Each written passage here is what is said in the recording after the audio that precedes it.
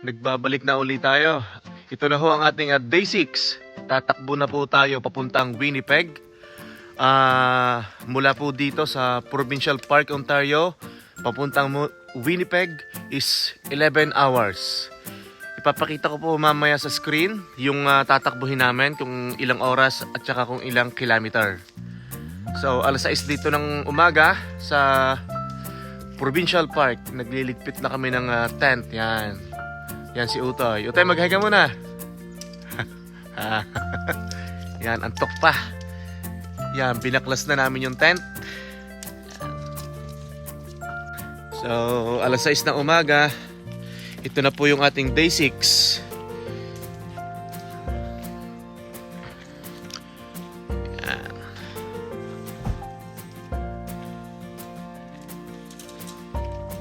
Pero syempre, maaga tayong gumising para pag gising ng mahal na Reyna at saka ni Utoy, may pagkain na tayo. Yan, nakapagluto na ako ng noodles. Nagpakulo na ako ng tubig at yan, magka-cup noodles na lang tayo. Tapos daan lang kami ng washroom, tapos good to go na. Yan, siguro makakaalis kami dito mga 6:45 kasi itong tent na to napakahirap nitong tupiin. Ma-share ko nga lang yung tent na to, good for 10 people to. Napakalaki sa loob. Yan, laki niyan, napakalaki. Yan. Okay, kita-kits na lang mamaya. Maraming salamat. Yun, tumatakbo na po tayo. Bale, 7:30 na kami nakaalis doon sa camping ground sa White Park. Dumaan pa kami ng washroom, tapos naligo pa kami. Plano kasi namin pagka ayos ng tent, pagka tiklop, pagka kain ng noodles, magtututbrush lang sa CR, tapos tatakbo na. Kaso itong mahal na Reyna at saka si Utoy gusto maligo, so nagtagal kami. So nakaalis kami ng 7:30 ng umaga. So 11 hours ang biyahe namin papuntang Winnipeg. So idediretso ko na to. Siguro kada 3 hours, 4 hours pahinga lang ako, check ng gulong, tsaka check ko yung motor ni Tutoy sa likod. Yan. So Winnipeg, see you soon. Samahan nyo ulit kami sa aming day 6 ng paglalakbay. Kita-kits mamaya. Maraming salamat.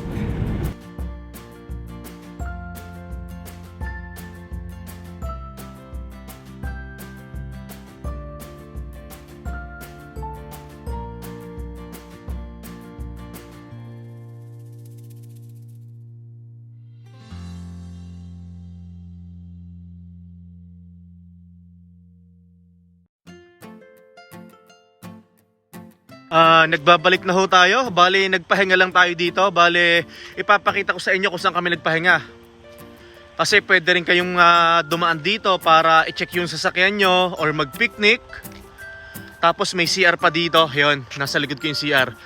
So, ituro ko sa inyo kung nasaan tayo. Andito yung pangalan ng lugar. Ito yung pangalan ng lugar, Rossport Coastal Trail. So, ano kayang name ng lugar to? Bale, 2 hours na lang, nasa Thunder Bay na kami. Yan, 2 hours, nasa Thunder Bay na kami. Yan, pakita ko yun Yan. Tapos ipapakita ko sa inyo kung gaano kalinaw ang tubig. Sa tingin ko naman pwede mag-overnight dito. Kung gabi na kami dumating dito, for sure baka mag-camping din kami dito, mag-tent Kaso maaga pa naman kaya ko pantakbuhin talaga yung papunta ng Winnipeg, Thunder Bay, tapos papunta ng Winnipeg. Yan, may mga CR dyan, tapos may mga yun, parang picnic table. Okay, doon kami galing. Yan, sa right side kami galing, tapos papunta kami doon. Yan, so nasa bandang kaliwa to. Papunta kaming Thunder Bay, nasa bandang kaliwa to. Pasensya na nga pala kung hindi agad ako makapag-upload or hindi ako makapagsagot sa mga comment nyo. Nakakataba naman po ng puso yung mga pagsubaybay nyo at pagko-comment nyo. Maraming salamat po. Tara na po dito sa lake at ipapakita ko sa inyo kung gaano kalinaw ang tubig. Ito ang aking anak. Anak, anong ginagawa mo? Picture, mahal na Reyna, naka-shirt lang, tingnan nyo kung gaano kalinaw ang tubig. Napakalinaw. Kaso'y malamig. Yan. Hindi ba malamig? Mainit. Sorry naman. Yan.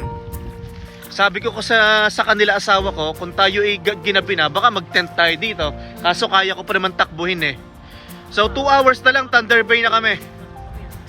Nakapag-check na din ako ng sasakyan, ng gulong, tsaka chinecheck ko din yung langis, yung transmission oil, tsaka yung langis niya, yung mga brake fluid, at tsaka coolant. I-check din natin yon. Napakaganda,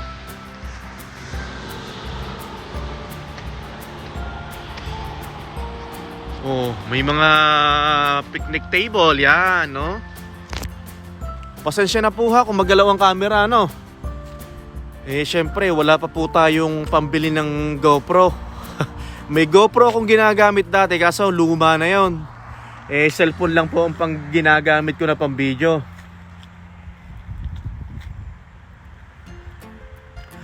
Sige ho.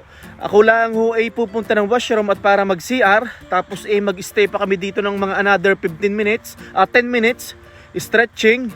At sa susunod na stopover namin ay i-update ko kayo. Maraming salamat ho pala sa mga sumusubaybay sa pagsama sa journey, sa travel namin. Hanggang sa muli po. Kita-kits mamaya. Nagbabalik tayo. Bale doon tayo tumigil kanina, doon sa pinakita ko na parang pwede tayo mag-stop over, mag-check ng sasakyan, mag-CR. Tapos yung napakalinaw ng tubig. So yung tinatahak namin na route, na daan papuntang Winnipeg, Route 17 to. So on the way na to papuntang Thunder Bay. Siguro 1.5 hour na lang or siguro 1 hour na sa Thunder Bay na kami. So part pa rin to ng Ontario. So ito Route 17 or Road 17. Yan, ito yung aming tinatahak. So diretso na tong Winnipeg. So medyo may traffic ng kaunti kasi parang may road construction. Yan. Napakaganda ng weather ngayon, nakakapanibago, mainit. Siyempre, alam niyo naman doon sa pinanggalingan ko, doon sa Labrador, talagang medyo yung weather doon malamig. Ang summer nga lang doon, parang August nga lang Minsan July. Tapos yun, minsan sabi ni mahal na Reyna, minsan daw 1 week. Pero nitong this year sa Labrador City, medyo naggumanda na. Yung parang nag-change yung weather Pero nung dumating kami dito sa Canada, sa Labrador City ng 2019, ay grabe, 2019, 20, 21, 22. Ay grabe, sobrang magkuhan doon, sobrang lamig, parang hindi ma-enjoy ang summer. Pero tinitake nating positive yun, at least naranasan natin. So kagaya ngayon, papunta na kami ng Alberta. Although malamig pa naman daw sa Alberta, sabi nila malamig din daw, pero syempre hindi na tayo magugulat kasi experience na natin yan. Okay, takbo na naman tayo. Bale siguro malapit na kaming mag-abante nito. Hindi pa ba? Okay, so kita-kits na lang uli mamaya. Update ako mamaya. Maraming salamat. Tumigil muna kami dito sa may ESO. Tapos yung mahal na Reyna natin nabili ng KFC, ng chicken dito sa KFC. Ako pag nga pala nagutom kayo, ito medyo malapit na to sa Thunder Bay. Siguro 1 hour na lang. Ito, ayusin ko yung camera para makita nyo. Ito, yan, ESO yan. Yan, tapos nasa likod niyan may Pizza Hut, may KFC. So ang bibilhin namin KFC chicken kasi may natitira pa kaming kaunting rice. So after siguro nito, syempre tatakbo kami papuntang Thunder Bay, tapos maghanap-hanap kami ng mga picnic table na pwede namin kainan. Yan. Ito yung lugar, yan. Just in case na gusto nyo ng KFC, yan. Meron diyang KFC Express, yan. Nasa Esso Gasoline Station. Yan.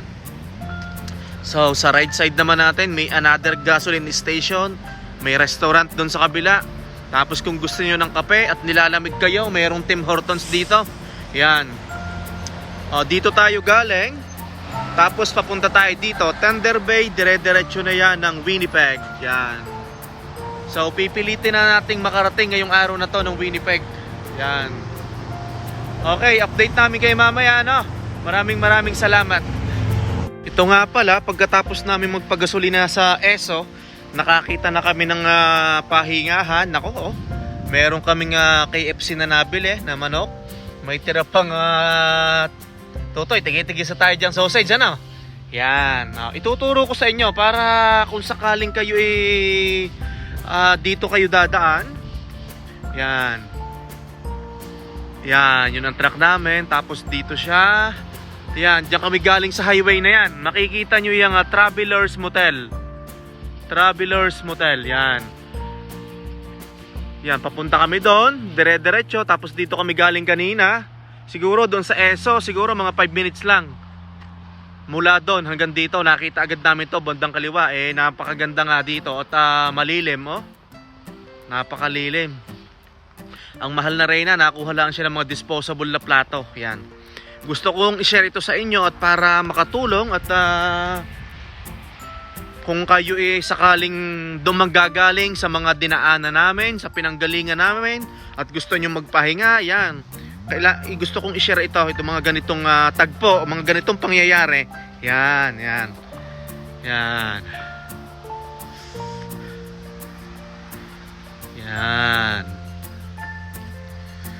May Esso din pala din eh.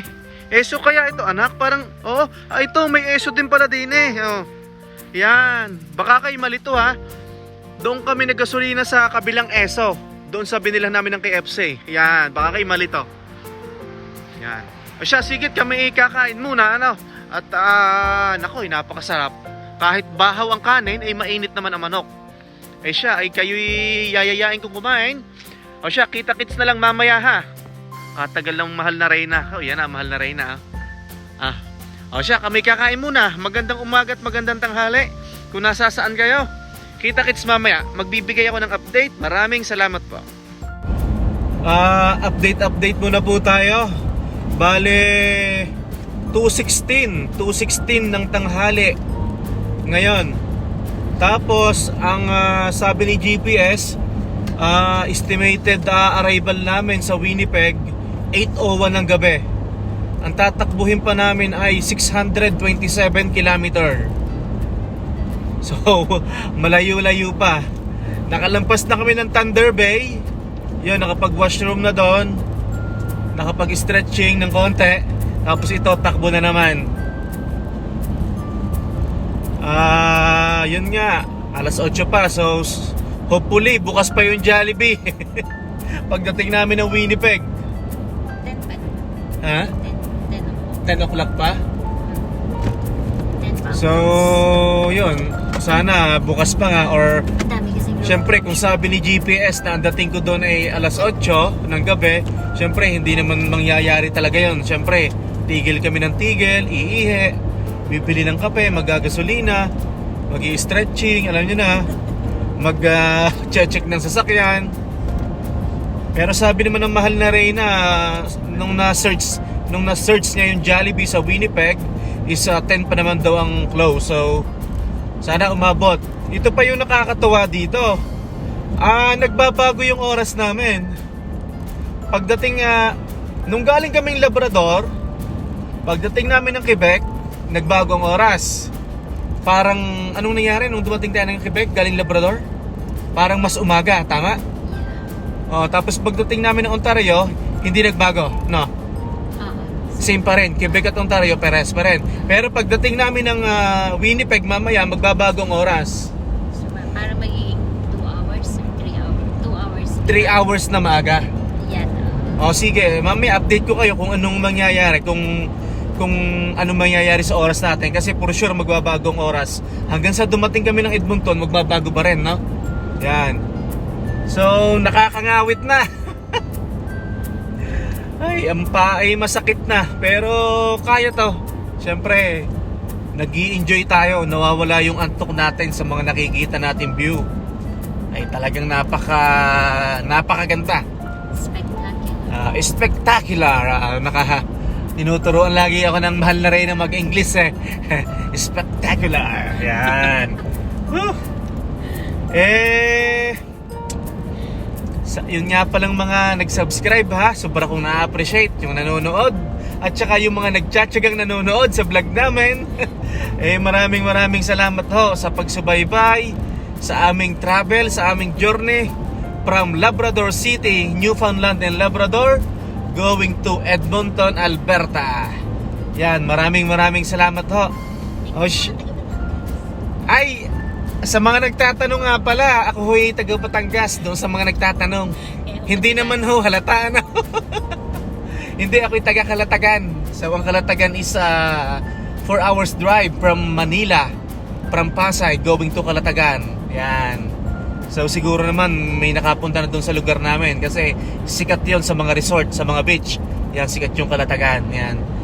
Sa mga nagtatanong, may mga nagme-message ho kasi sa akin minsan ho kami hindi maka-reply sa mga message nyo. Nawawalan ho kami ng signal. Basta pag ho kami nakapahinga, yung hindi namin nasagot na tanong, babalikan ho namin kayo. Napakaganda ho ng view na dinaanan namin dito, yung mga nadaanan namin. Tsaka pala itong Ontario ay napakalaki.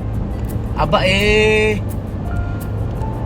nung isang araw pa kaming nananakbo Ano, 'di ba? Ano nga ba yung sabi ko nung umalis tayo sa Scarborough, sa Markham, Scarborough, Ontario? Scarborough mula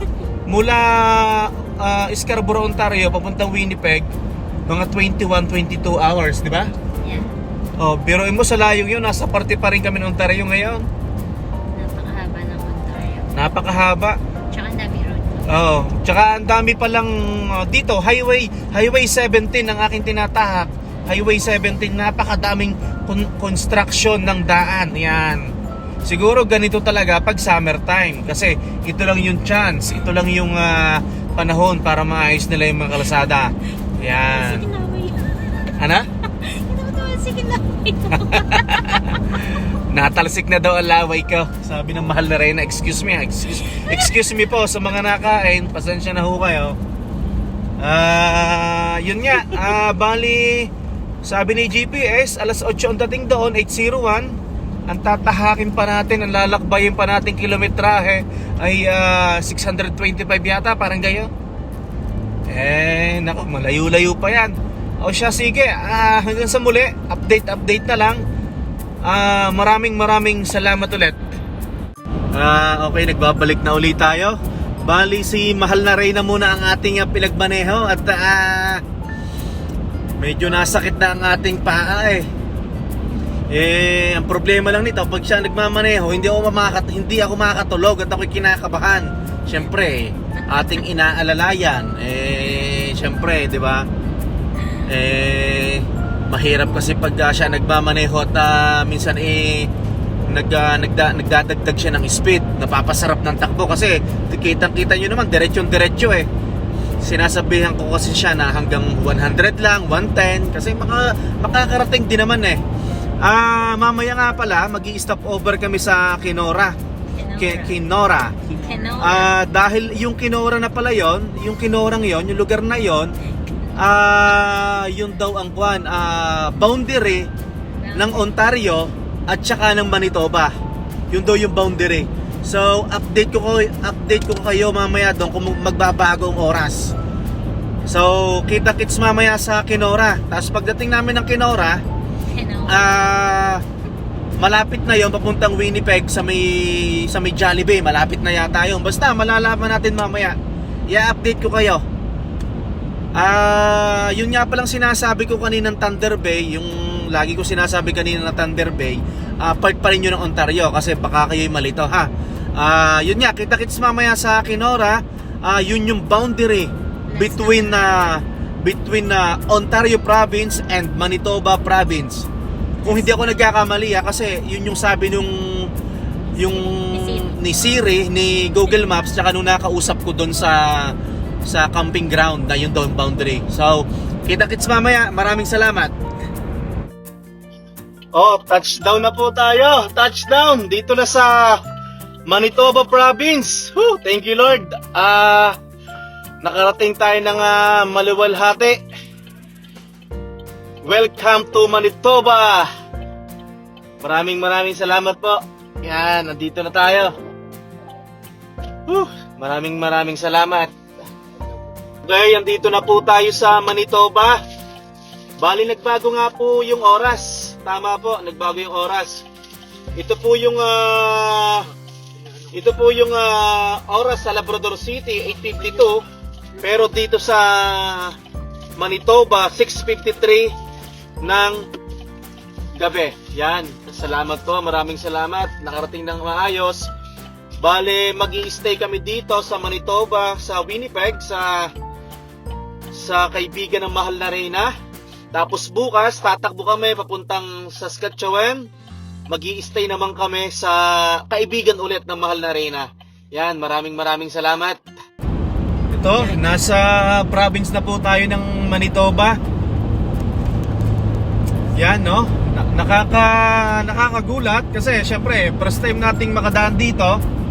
Parang kwan siya, alam mo yun, parang patag na patag, yung flat land.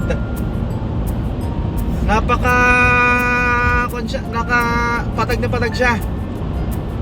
Kanina nga pala, sabi ko sa inyo, magbablog ako doon, magbibideo ko doon sa may Kenora. Kaso, yung si GPS kasi, iniba yung way niya. Kasi baka may mga ginagawang daan, kaya hindi na ako nakapag-vlog. So, pasensya na. So ito, nakikita nyo ba sa magkabila, sa left and right, flat na palat yung daanan. Parang walang bundok eh. Flat. Parang palayan siya eh. Ewan ko kung ano nakatanim dito ha. Flat pala. So anong oras na mahal na Reyna ngayon? 8:07. 8:07, yan. So nagbago nga yung oras, nagbago. Yan. So diretso kami ngayon ng Jollibee. Tapos dapat mag-hotel kami. Kaso meron palang ka-message si mahal na Reyna na makikitulog na lang kami sa kaibigan niya. So ilang years kayo hindi nagkita? 10. Mga 10 years. Balik ka-work niya dati sa Singapore. Yan, doon sa Marina Bay Sands Hotel. Ang si mahal na Reyna nga pala, nag-work siya sa Marina Bay Sands Hotel sa Singapore. So mostly yung mga kaibigan niya, yung mga ka-work niya, andito na rin sa Canada. Tapos bukas, tatakbo na kami ng Saskatchewan. Makikitulog ulit kami sa ka-work niya ulit sa Singapore. Bali kumari namin yon. Bali yung anak niya, inaanak namin. So kakilala ko rin siya. So today is day 6 and tomorrow is day 7. Yan. So day 6, nasa tayo, Manitoba. Tapos day 7, tatakbo tayo ng Saskatchewan. Ano bang tamang pronunciation nun? Saskatchewan, yan. So update na lang namin kayo pag nasa Jollibee na kami.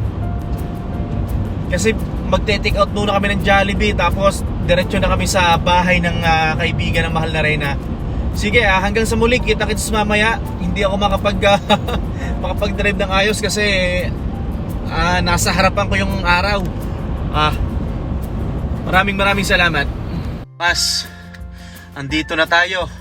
8:50 ng gabi. Andito na tayo sa Winnipeg, sa may Jollibee. Andito ka sa parking lot. Ang mahal na Reyna at saka si Utoy na order ng Jollibee. Ite-take out na lang namin. Dadalhin namin sa kaibigan ng mahal na Reyna. Nagulat ako. Ako'y nakasando. Pagdating ko dito medyo malamig. mahigpit ang ipinapagod pero puno naman ng saya. Kanina nung nakarating kami doon sa may boundary, doon sa Welcome to Manitoba, ay ako talaga ay walang hanggang pasasalamat. Siyempre, hindi ho naman biro yung aming tinatakbo, di ba? Ay talagang kahit hindi pa kami nakakarating ng Edmonton, hindi pa kami lumalampas ng Saskatchewan sa Regina, nagpapasalamat na agad ako sa itaas. At nakarating kami dito ng safe. Papasok muna ako sa loob at mag-CCR. Pero ipakikita ko sa inyo kung nasaan Jollibee ako. Hindi ko alam kung anong kwan ito eh. Ano bang street kaya ito? Basta Jollibee dito sa Winnipeg. Mamaya tatanungin ko kung saan. Dito kami sa Nairn Avenue. Sa Stapleton Street, Nairn Avenue. Yan. Oh. Sa wakas, makakakain na ng Jollibee. Yan ang mahal na Reyna, nag-take out na. Yan. Oh, titingnan nga natin kung anong tinake out. Kami nagmamadali na at nakakahiya doon sa naghihintay sa bahay. Maaga pa daw ang pasok noong kaibigan ng mahal na Reyna. O siya, kita-kits na lang mamaya ha. Nagulat ako at medyo malamig. Anong tinake out niya? Palabok burger steak tsaka 10-piece chicken dry. Okay. Sige. Oh, punta na kami dun sa kaibigan namin sa bahay. Sige, salamat. Kahapon ho, doon tayo na putol sa may Jollibee, sa may parking. Bali, ang nangyari, pagdating namin dito sa bahay ng kaibigan ni Mrs., hindi na ako nakapag-video. Talagang matindi ho ang pinapagod eh. Bali, hindi na nga ako nakakain pagdating dito. Bali ho nangyari, nagtutpas lang ako at ako'y napahiga na, ako'y natulog na. At talaga akong pagod na pagod sa totoo lang. Ngayon ho dito ay alas 5 na ng umaga. Ngayon pa lang ako kakain at magkakape. Yung mahal na Reyna, nagkaroon naman siya ng time makausap yung kanyang kanyang kaibigan dati sa Singapore kasi nag-Singapore sila dati sa kung alam niyo yung Marina Bay Sands. Dito kami natulog. Dito kung sasali sa tulog. Pasensya na ako pala kung naputol doon sa bidyahan din talagang pagod din. Siya ayusin ko yung camera.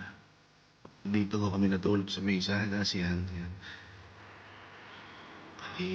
Yung kanyang kaibigan pumasok na sa trabaho.